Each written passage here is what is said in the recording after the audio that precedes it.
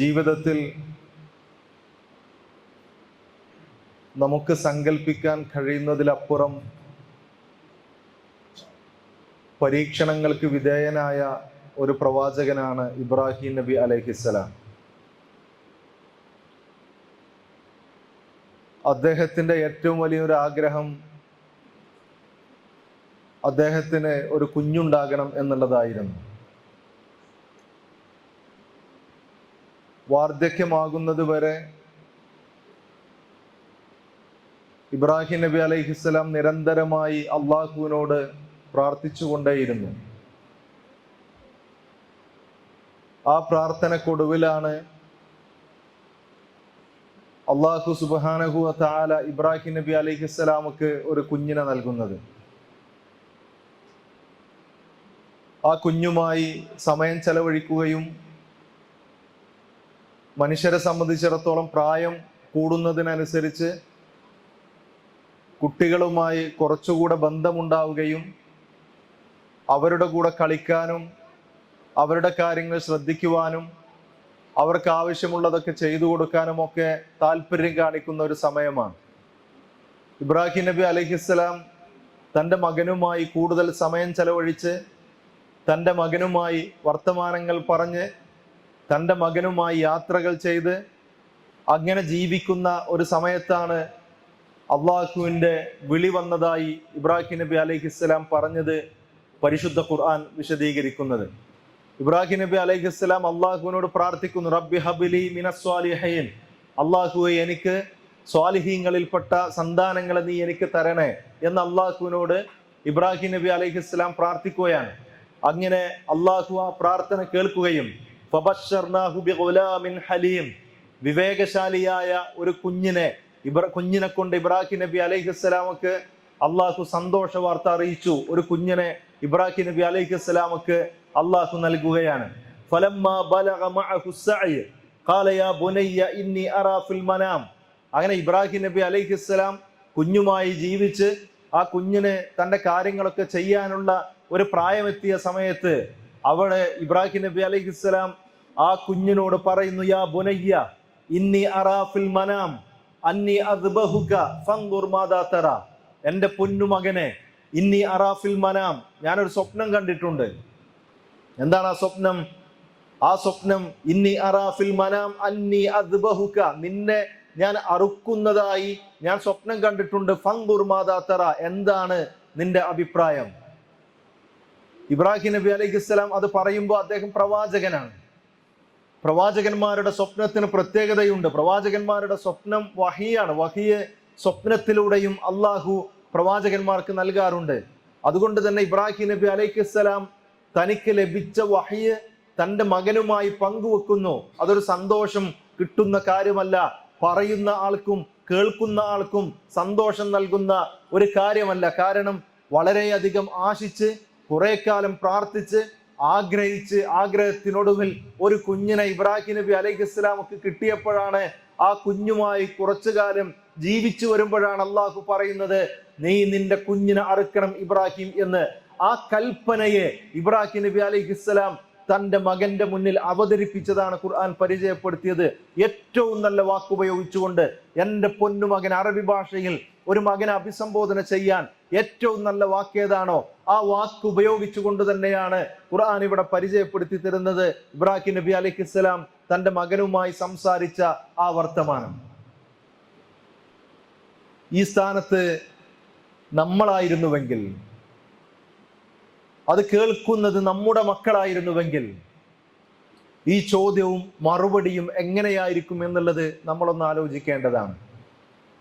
ഇബ്രാഹിം നബി അലൈഹിസ്സലാം ഇത് പറഞ്ഞപ്പോ അദ്ദേഹത്തിന് മകൻ നൽകുന്ന മറുപടിയുണ്ട്. ഖാല യാ അബത് ഇഫ്അൽ മാ തുഅ്മർ സതജിദുനി ഇൻഷാ അല്ലാഹ് മിനസ് സ്വാബിരീൻ.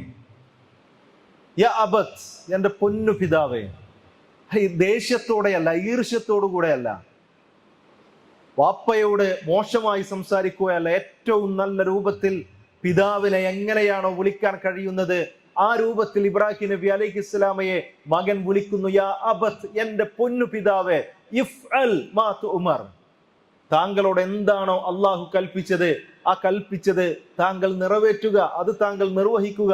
സതജിദുനി ഇൻഷാ അല്ലാഹ് മിനസ് സ്വാബിരീൻ.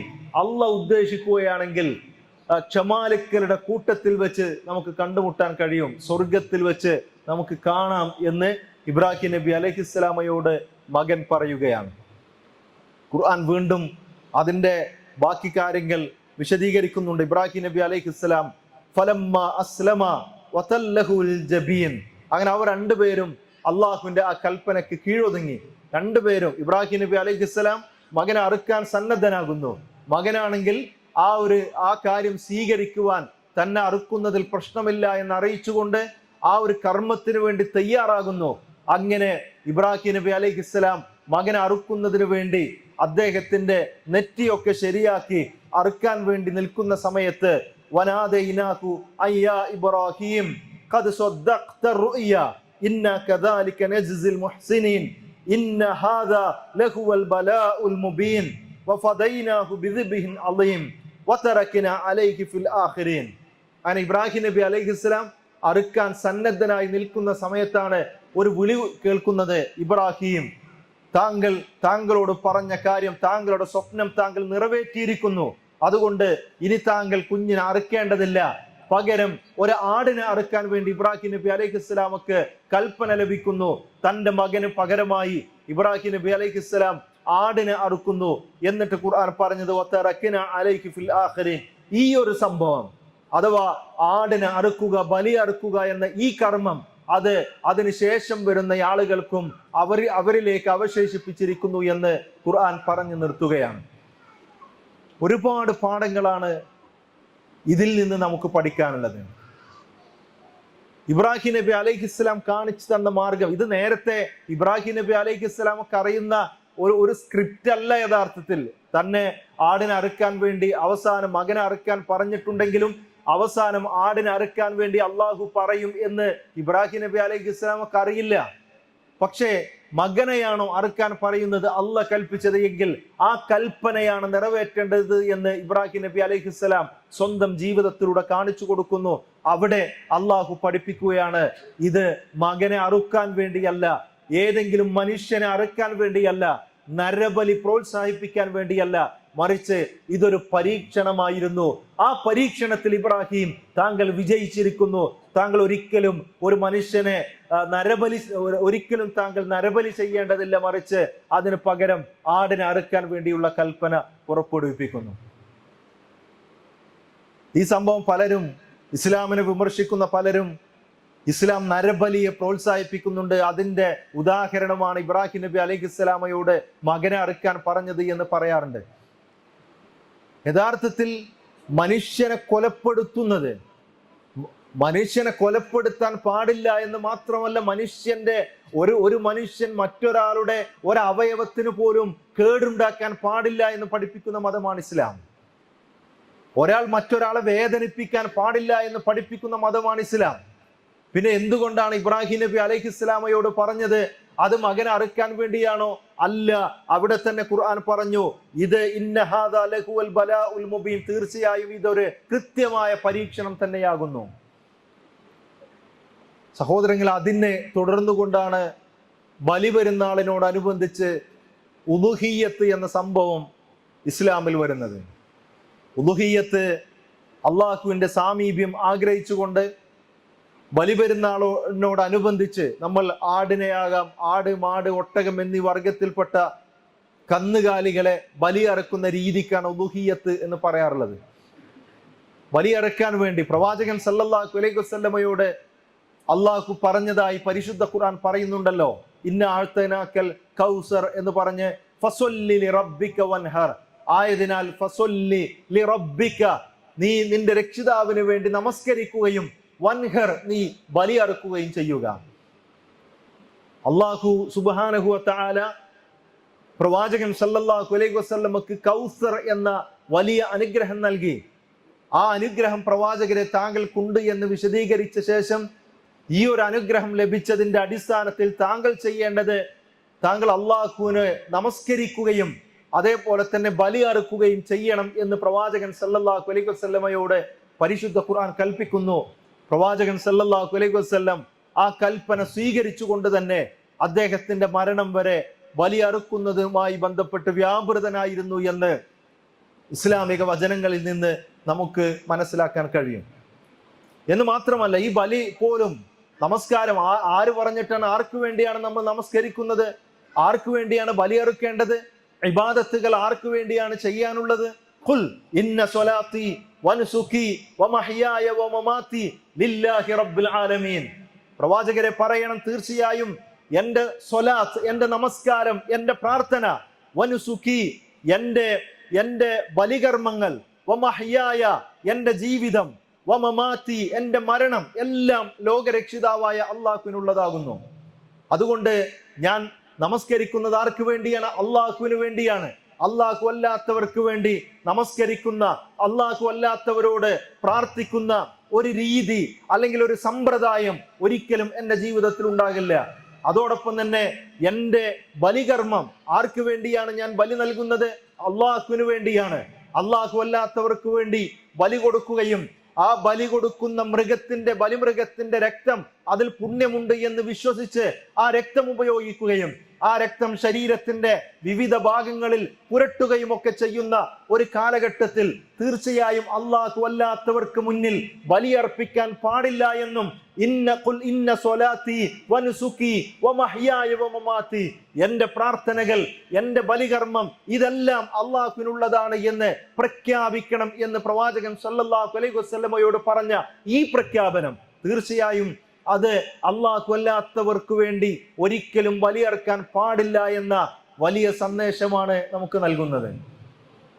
എന്ന് മാത്രമല്ല, ഓരോ സമുദായത്തിനും ഓരോ ആരാധനാ കർമ്മങ്ങൾ അള്ളാഹു നിശ്ചയിച്ചിട്ടുണ്ട്. വലികുല്ലി ഉമ്മത്തിൻ ജഅൽനാ മൻസകൻ ലിയദ്കുറു ഇസ്മല്ലാഹി അലാ മാ റസഖഹും മിൻ ബഹീമത്തിൽ അൻആം. ഓരോ സമുദായത്തിനും നാം ഓരോ ആരാധനാ കർമ്മം നിശ്ചയിച്ചിട്ടുണ്ട്. അവർക്ക് ഉപജീവനത്തിനായി അള്ളാഹു അവർക്ക് നൽകിയിട്ടുള്ള കന്നുകാലികളെ അവന്റെ നാമം ഉച്ചരിച്ചുകൊണ്ട് അവർ അറുക്കുന്നതിന് വേണ്ടി അത്. അവ ബലികർമ്മം എങ്ങനെയാണ് ചെയ്യേണ്ടത്? അള്ളാഹുവിന്റെ നാമം ഉച്ചരിച്ചുകൊണ്ട് ബലി അറുക്കണം.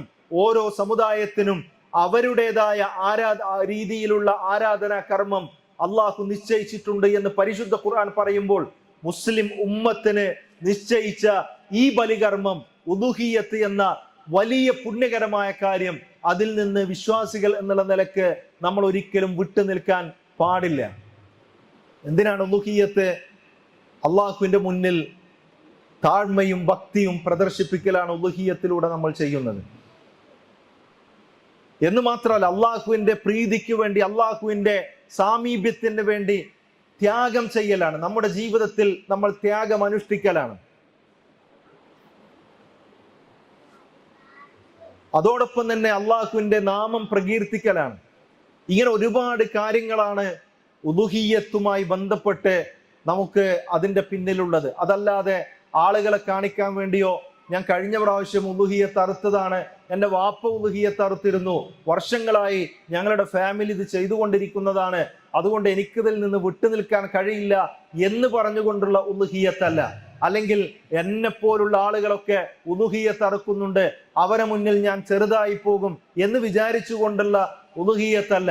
മറിച്ച് കൃത്യമായി അള്ളാഹുവിന്റെ പുണ്യം ആഗ്രഹിച്ചുകൊണ്ട് അള്ളാഹുവിന്റെ മുന്നിൽ ഇബ്രാഹിം നബി അലൈഹിസ്സലാം ചെയ്തതുപോലെ ത്യാഗസന്നദ്ധത അറിയിച്ചുകൊണ്ടുള്ള ഒരു വലിയ കർമ്മമാണ് ഉദുഹിയ്യത്ത്. ആ ഉദുഹിയ്യത്ത് ഒരിക്കലും നമ്മൾ ഉദുഹിയ്യത്തുമായി ബന്ധപ്പെട്ട് ഒരുപാട് തർക്കങ്ങളും ഒരുപാട് സംശയങ്ങളും ഒക്കെ ആളുകൾക്കിടയിലുണ്ട്. പരിശുദ്ധ ഖുർആൻ പറഞ്ഞു, അള്ളാഹുവിലേക്ക് ഒരിക്കലും ലൻ യനാലല്ലാഹു ലുഹൂമുഹാ, അതിന്റെ മാംസം അള്ളാഹുലേക്ക് എത്തുന്നില്ല. അതോടൊപ്പം തന്നെ അതിന്റെ രക്തം അള്ളാഹുലേക്ക് എത്തുന്നില്ല. മറിച്ച് അള്ളാഹു എന്താണ് പരിഗണിക്കുന്നത്? അള്ളാഹു പരിഗണിക്കുന്നത് വലാകിൻ യനാലുഹു തഖ്വ മിൻകും, നിങ്ങളിലുള്ള തഖ്വയാണ്. അപ്പൊ ഒരു മൃഗത്തെ നമ്മൾ അറുക്കുമ്പോൾ ആ മൃഗത്തെ അറുക്കുമ്പോഴുള്ള നമ്മുടെ മാനസികാവസ്ഥയാണ് അള്ളാഹു പരിഗണിക്കുന്നത്. നമ്മൾ ആളുകളെ കാണിക്കാൻ വേണ്ടിയാണ് ചെയ്യുന്നത് എങ്കിൽ, എൻ്റെ മൃഗം, ഞാൻ അറുക്കുന്ന മൃഗം വലിയ വില കൊടുത്തു വാങ്ങിയതാണ് എന്ന പ്രൗഢി കാണിക്കുവാൻ വേണ്ടിയാണ് നമ്മൾ അറുക്കുന്നത് എങ്കിൽ, ആളുകൾക്ക് മുന്നിൽ വീമ്പിളക്കാനുള്ള, ആളുകൾക്ക് മുന്നിൽ വർത്തമാനം പറയാനുള്ള ഒരു മാർഗമായിട്ടാണ് ഉളുഹിയ്യത്തിനെ നമ്മൾ കാണുന്നതെങ്കിൽ അതല്ല ഇസ്ലാം പറയുന്നത്. മറിച്ച് നിങ്ങൾ അറുക്കുന്ന മൃഗത്തിന്റെ മാംസം അള്ളാഹുവിന് ആവശ്യമില്ല, നിങ്ങൾ അറുക്കുന്ന മൃഗത്തിന്റെ രക്തം അള്ളാഹുവിന് ആവശ്യമില്ല. മറിച്ച് നിങ്ങളുടെ ഓരോരുത്തരുടെയും തഖ്വ, നിങ്ങളുടെ ഹൃദയം അള്ളാഹു നോക്കും. ആ തഖ്വയുടെ അടിസ്ഥാനത്തിലായിരിക്കും നിങ്ങൾക്ക് അള്ളാഹു പുണ്യം നൽകുന്നത്. ഇപ്പൊ ചില ആളുകളുണ്ട്, അവർ ഉളുഹിയ്യത്തിനെ മറ്റൊരു തരത്തിലേക്ക് കൊണ്ടുപോകാൻ ശ്രമിച്ചു കൊണ്ടിരിക്കുകയാണ്. ഉളുഹിയ്യത്ത് ഇന്ന് നമ്മുടെ നാടുകളിൽ പട്ടിണി പെരുകിക്കൊണ്ടിരിക്കുമ്പോ, ആളുകൾ പ്രയാസപ്പെട്ടുകൊണ്ടിരിക്കുമ്പോ, ജീവിക്കുവാനുള്ള വീടുകളില്ലാതിരിക്കുന്ന ഈ കാലഘട്ടത്തിൽ എന്തിനാണ് നമ്മൾ ഒരുപാട് മൃഗങ്ങളെ അറുത്തുകൊണ്ട് ത്യാഗം ചെയ്യുന്നത്? മറിച്ച് ആ പണം മറ്റു ആവശ്യങ്ങൾക്ക് വേണ്ടി, പാവങ്ങൾക്ക് വീടുണ്ടാക്കി കൊടുക്കാൻ, പാവങ്ങൾക്ക് വാഹനം വാങ്ങിച്ചു കൊടുക്കാൻ, പാവങ്ങൾക്ക് ടോയ്ലറ്റുകൾ ഉണ്ടാക്കി കൊടുക്കാൻ ഉപയോഗിച്ചുകൂടെ? അതാണ് യഥാർത്ഥത്തിൽ അഹിംസാപരമായ ഉളുഹിയ്യത്ത്, ബലികർമ്മം എന്ന് പറഞ്ഞുകൊണ്ട് ആളുകളെ ഈ ഒരു ലക്ഷ്യത്തിൽ നിന്ന് തെറ്റിക്കുവാൻ വേണ്ടി ശ്രമിച്ചു കൊണ്ടിരിക്കുന്നുണ്ട്. യഥാർത്ഥത്തിൽ ഉളുഹിയ്യത്ത് എന്നുള്ളത് ആരാധനയാണ്. ആരാധന എങ്ങനെയാണ് ചെയ്യേണ്ടത്? എങ്ങനെയാണോ അല്ലാഹു സുബ്ഹാനഹു വ തആലയും പ്രവാചകൻ സല്ലല്ലാഹു അലൈഹി വസല്ലമയും പഠിപ്പിച്ചിട്ടുള്ളത്, അതേപോലെയാണ് ഓരോ ആരാധനാ കർമ്മങ്ങളും ചെയ്യേണ്ടത്. ഉളുഹിയ്യത്തിൽ പോലും, മൃഗങ്ങളെ അറുക്കുമ്പോൾ പോലും ആ അറുക്കുന്ന മൃഗം ഏതായിരിക്കണം എന്ന് പ്രവാചകൻ സല്ലല്ലാഹു അലൈഹി വസല്ലം പഠിപ്പിച്ചിട്ടുണ്ട്. അത് അങ്ങനെയുള്ള മൃഗങ്ങളല്ലെങ്കിൽ ആ ഉളുഹിയ്യത്തിന് പുണ്യമില്ല. അല്ല, ഏതെങ്കിലും ആളുകൾ ഒഴിവാക്കിയ, എന്തെങ്കിലും പ്രശ്നങ്ങളുള്ള, അസുഖമുള്ള അങ്ങനെയുള്ള മൃഗങ്ങളെ ഉളുഹിയ്യത്ത് അറുക്കാൻ പാടില്ല എന്നുള്ളതാണ് ഇസ്ലാം പഠിപ്പിക്കുന്നത്. എന്ന് മാത്രമല്ല, ഉളുഹിയ്യത്ത് അറുക്കുവാനുള്ള സമയമുണ്ട്. ആ സമയത്തിന് മുമ്പോ അല്ലെങ്കിൽ ആ സമയത്തിന് ശേഷമോ അറുക്കുകയാണെങ്കിൽ അത് ഉളുഹിയ്യത്തായി പരിഗണിക്കുന്നില്ല. മറിച്ച് അത് ഒരു അറിവ് മാത്രമാണ്, മൃഗങ്ങളുടെ മാംസം ഭക്ഷിക്കുവാനുള്ള ഒരു അറിവ് മാത്രമായിട്ട് അതിനെ പരിഗണിക്കുകയുള്ളൂ. എന്ന് പറഞ്ഞാൽ മൃഗത്തെ അറുക്കുകയാണെങ്കിൽ പോലും അത് ഉളുഹിയ്യത്തായി മാറണമെങ്കിൽ എങ്ങനെയാണോ പ്രവാചകൻ സല്ലല്ലാഹു അലൈഹി വസല്ലം പഠിപ്പിച്ചത്, എങ്ങനെയാണോ ഇസ്ലാം വിശദീകരിച്ചിട്ടുള്ളത്, അതേപോലെ തന്നെ ചെയ്യേണ്ട ഒരാരാധനാ കർമ്മമാണ് യഥാർത്ഥത്തിൽ ഉളുഹിയ്യത്ത്. പിന്നെ എങ്ങനെയാണ് ആ ഉളുഹിയ്യത്തിന് പകരമായി ടോയ്ലറ്റുകൾ ഉണ്ടാക്കുക, എങ്ങനെയാണ് ആ ഉളുഹിയ്യത്തിന് പകരമായി വാഹനങ്ങൾ വാങ്ങിച്ചു കൊടുക്കുക, എങ്ങനെയാണ് ആ ഉളുഹിയ്യത്തിന് പകരമായി വീടുകൾ ഉണ്ടാക്കി കൊടുക്കുന്നത്? സ്വതക്ക ചെയ്യാൻ ഇസ്ലാം പറയുന്നുണ്ട്, സ്വതക്ക ചെയ്യണം. മുസ്ലിങ്ങൾ ഇന്ന് അതിൽ ഏറ്റവും മത്സരിച്ചുകൊണ്ട് സ്വതക്ക ചെയ്യുന്ന ആളുകളുമാണ്. വീടുണ്ടാക്കി കൊടുക്കാനും, റോഡുണ്ടാക്കി കൊടുക്കാനും, വാഹനങ്ങൾ വാങ്ങിക്കൊടുക്കുവാനും, ഇങ്ങനെ എന്തെല്ലാം ആവശ്യങ്ങൾ ഉണ്ടോ ആ ആവശ്യങ്ങളിലൊക്കെ നമ്മൾ പരസ്പരം സഹകരിച്ചു കൊണ്ട് തന്നെയാണ് കാര്യങ്ങൾ ചെയ്യാറുള്ളത്. എന്നാൽ അത് ഒരിക്കലും ഉളുഹിയ്യത്തിന് പകരമായി ചെയ്യേണ്ടതല്ല, അല്ലെങ്കിൽ ഈ സ്വതക്ക ചെയ്യുന്നതിന് പകരമായി നിർവഹിക്കേണ്ട ഒരാരാധനാ കർമ്മവുമല്ല ഉളുഹിയ്യത്ത് എന്ന് നാം മനസ്സിലാക്കണം. പ്രവാചകൻ സല്ലല്ലാഹു അലൈഹി വസല്ലമ ഉളുഹിയ്യത്തിന് ആളുകളെ പ്രേരിപ്പിക്കുന്ന സമയത്ത് നബി സല്ലല്ലാഹു അലൈഹി വസല്ലമയുടെ ചുറ്റും ഒരുപാട് പാവപ്പെട്ടവരുണ്ടായിരുന്നു. അവിടെ ഭക്ഷണം നിത്യേന ഭക്ഷണം ലഭിക്കാത്ത ആളുകൾ ഉണ്ടായിരുന്നു. അതേപോലെ തന്നെ നല്ല വീടില്ലാത്ത, ചോർന്നൊലിക്കുന്നതല്ലാത്ത വീടില്ലാത്ത ആളുകൾ ഉണ്ടായിരുന്നു. ഇങ്ങനെ ഭൗതികമായ ഒരുപാട് ആവശ്യങ്ങളുള്ള ഒരുപാട് ആളുകൾ പ്രവാചകൻ സല്ലല്ലാഹു അലൈഹി വസല്ലമയുടെ ചുറ്റുപാടും ജീവിച്ചിരുന്നു. പക്ഷെ അങ്ങനെ ജീവിച്ചപ്പോൾ പോലും നബി സല്ലല്ലാഹു അലൈഹി വസല്ലമ അവരെ സഹായിക്കാനും അവരോട് സഹകരിക്കുവാനും സ്വഹാബികളെ ഉത്ബോധിപ്പിക്കുന്നതോടൊപ്പം തന്നെ ബലികർമ്മം എന്നുള്ളത്, ഉളുഹിയ്യത്ത് എന്നുള്ളത് അതിൻ്റെ സമയങ്ങളിൽ, അതാത് സമയങ്ങളിൽ നടക്കുകയും അതിനുവേണ്ടി പ്രവാചകൻ സല്ലല്ലാഹു അലൈഹി വസല്ലമ ആളുകളോട് പറയുകയും അത് ചെയ്യാത്ത ആളുകള് അതിന്റെ പ്രശ്നങ്ങൾ നബി സല്ലല്ലാഹു അലൈഹി വസല്ലമ ബോധ്യപ്പെടുത്തുകയും ചെയ്തിരുന്നു. അതുകൊണ്ട് തന്നെ ഉളുഹിയ്യത്ത് എന്നുള്ളത് ഒരിക്കലും ഉളുഹിയ്യത്തിന് പകരമായി മറ്റൊന്നും ചെയ്യാൻ പറ്റുന്ന പ്രവർത്തനമല്ല, അങ്ങനെയുള്ള ആരാധനാ കർമ്മമല്ല എന്ന് നാം മനസ്സിലാക്കേണ്ടതുണ്ട്. ഉളുഹിയ്യത്ത് നമ്മൾ പഠിപ്പിക്കുന്നൊരു വലിയ പാഠമുണ്ട്. അല്ലാഹു സുബ്ഹാനഹു വ തആല ഇബ്രാഹിം നബി അലൈഹിസ്സലാമയോട് മകനെ അറുക്കണം എന്ന് ഒരൊറ്റ വാക്ക് പറഞ്ഞപ്പോഴേക്ക് ഇബ്രാഹിം നബി അലൈഹിസ്സലാം അള്ളാഹുവിന്റെ കൽപ്പന സ്വീകരിക്കാൻ സന്നദ്ധനായി എങ്കിൽ, സഹോദരങ്ങളെ, ഉളുഹിയ്യത്തിലൂടെ നമ്മൾ ചെയ്യേണ്ടതും അള്ളാഹുവിന്റെ ഏതെല്ലാം കൽപ്പനകളുണ്ടോ ആ കൽപ്പനകളൊക്കെ ശിരസ വഹിക്കുവാൻ, അത് പ്രാവർത്തികമാക്കുവാൻ നമ്മൾ ശ്രമിക്കുക എന്നുള്ളതാണ്. അള്ളാഹു ഏകനാണ് എന്ന കലിമത്തു തൗഹീദ് ഉയർത്തിപ്പിടിക്കുവാനും അള്ളാഹു പഠിപ്പിച്ച ആരാധനാ കർമ്മങ്ങൾ അതേപോലെ നിർവഹിക്കുവാനും അങ്ങനെ അള്ളാഹുവിന്റെ മുന്നിൽ യഥാർത്ഥ വിശ്വാസിയായി ജീവിക്കുവാനുമാണ് നമുക്ക്, അതിനുവേണ്ടിയാണ് നമ്മൾ ശ്രമിക്കേണ്ടത്. ആ ഒരു വലിയ സന്ദേശമാണ് ഉളുഹിയ്യത്തിലൂടെ നമുക്ക് ലഭിക്കാനുള്ളത്. അള്ളാഹു സുബ്ഹാനഹു വ തആല അങ്ങനെ ജീവിക്കുന്ന യഥാർത്ഥ വിശ്വാസികളിൽ നമ്മെ ഓരോരുത്തരെയും ഉൾപ്പെടുത്തി അനുഗ്രഹിക്കുമാറാവട്ടെ.